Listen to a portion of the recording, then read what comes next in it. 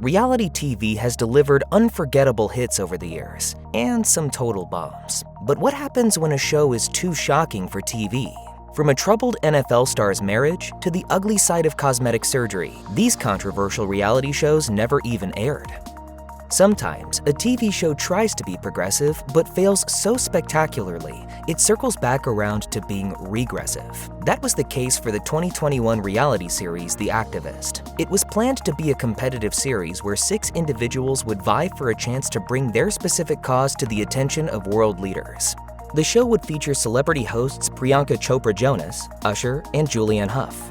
The winner would be determined by social metrics, which seems to consider who could make their cause go viral online. Turning genuinely great missions into social media stunts didn't sit well with many people, including Brittany Packnett Cunningham, an activist for the anti-police violence organization Campaign Zero. She told MSNBC, "Besides the fact that there will be millions of dollars spent on hair, makeup, travel, celebrity hosts and judges, production, distribution that could have gone to the activists and organizations that will be featured, this is deeply dangerous."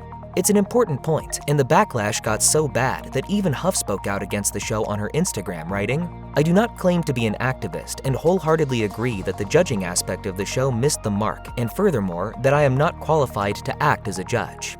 That's all I really have to say about that. Yeah. The backlash was ultimately the reason why The Activist was restructured into an as-yet-to-be-released documentary. The doc is set to highlight the work from the true activists involved with all the challenges removed.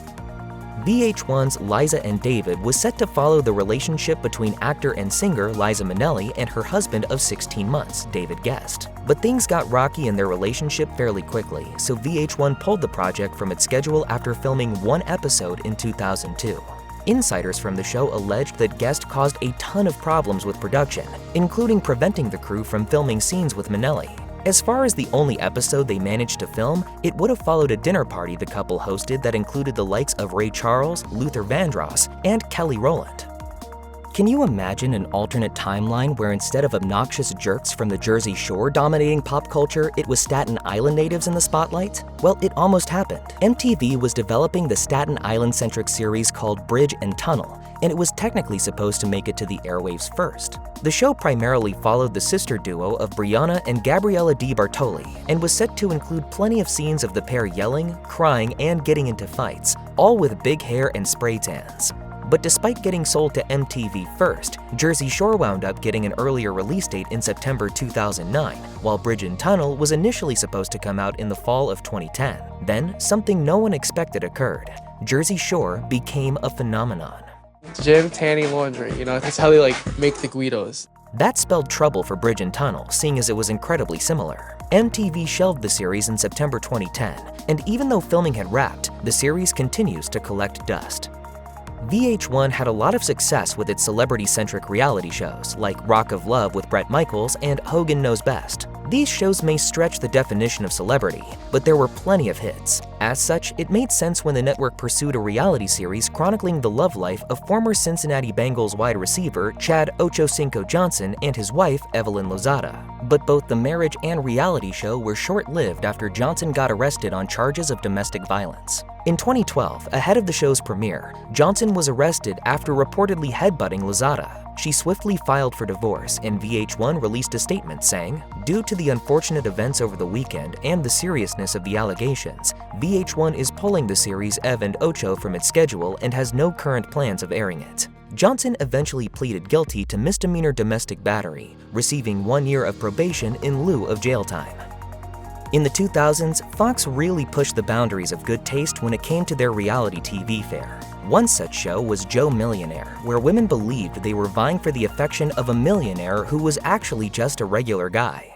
Out of those 20 women, I'm gonna find out which one really likes me for me and not the supposed $50 million inheritance. Fox seemingly wanted to push the envelope further with the series When Women Rule the World, initially slated to air during the 2007 to 2008 season. The series would have followed a group of women tasked with overseeing the activities of a group of men on a remote island. The rub is that the women are in charge, so men have to create shelter and get food for them, or face elimination.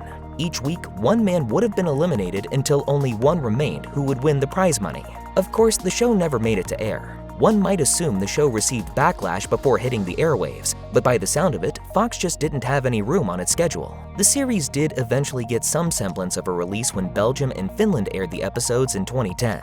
The United Kingdom also filmed its own version of the show with the same title that came out in 2010 on Channel 4.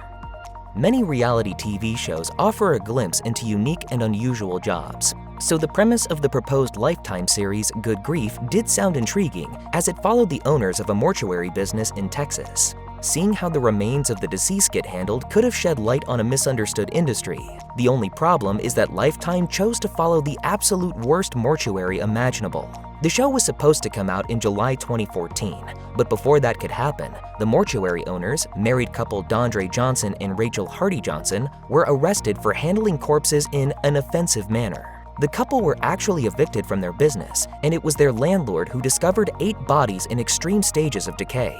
Johnson ultimately wound up in jail and did an interview with Dallas's WFAA about how the bodies ended up being poorly taken care of. The staff I had, was uncomfortable, wasn't doing the paperwork. They should have got the work done. Both Johnson and Hardy Johnson served time. Meanwhile, this reality series remains dead and buried. Gay representation on television has a pretty fraught history, as evidenced by Fox's 2004 attempt to make a 2-hour reality TV special called Seriously Dude, I'm Gay. The special event would have seen 2 heterosexual men compete to see who could pass off as gay the best, which would entail them coming out to their friends and families and engaging in a series of challenges. Fox didn't do itself any favors in its press release promoting the special, which described the show's premise as a heterosexual male's worst nightmare. Backlash was swift, and Fox issued an apology only a few hours after the press release went out. The Gay and Lesbian Alliance Against Defamation released its own statement, calling the series an exercise in systematic humiliation. 11 days before the special was set to air, Fox shelved it permanently.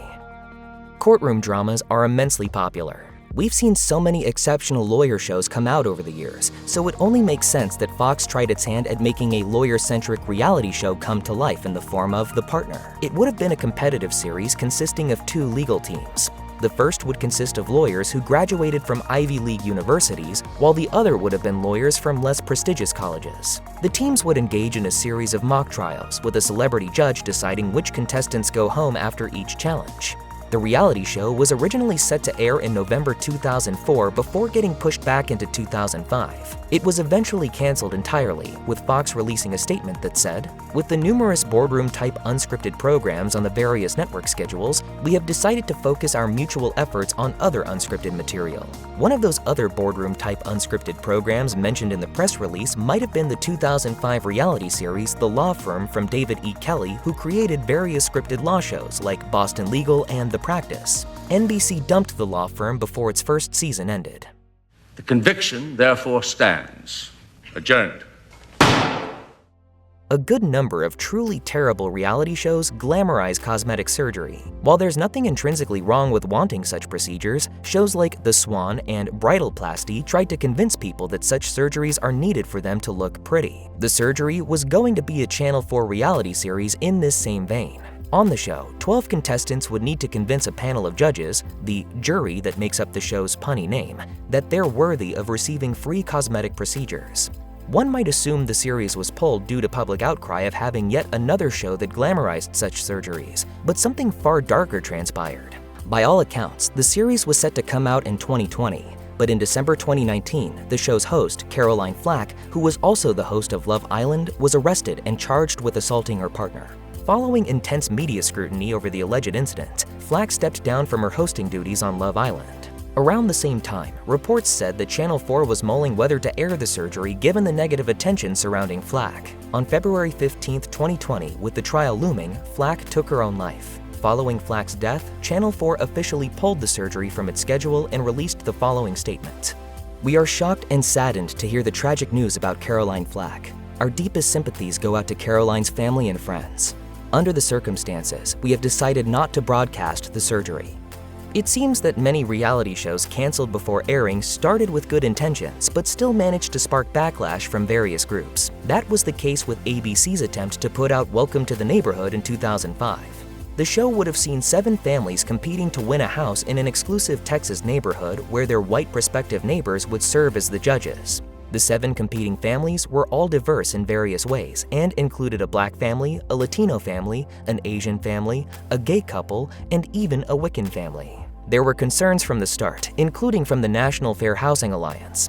The organization released a statement that said, "This show violates the spirit and intent of the Federal Fair Housing Act. In America, residents of neighborhoods or homeowners associations do not get to choose their new neighbors based on their race, color, national origin, religion, sex, disability, or the fact that they have children."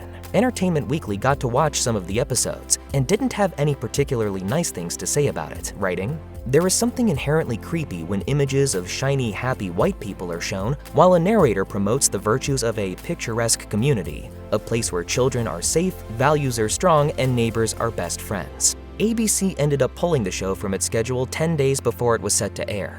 If you or someone you know is dealing with domestic abuse, you can call the National Domestic Violence Hotline at 1-800-799-7233. You can also find more information, resources, and support at their website. If you or someone you know is struggling or in crisis, help is available. Call or text 988 or chat 988lifeline.org.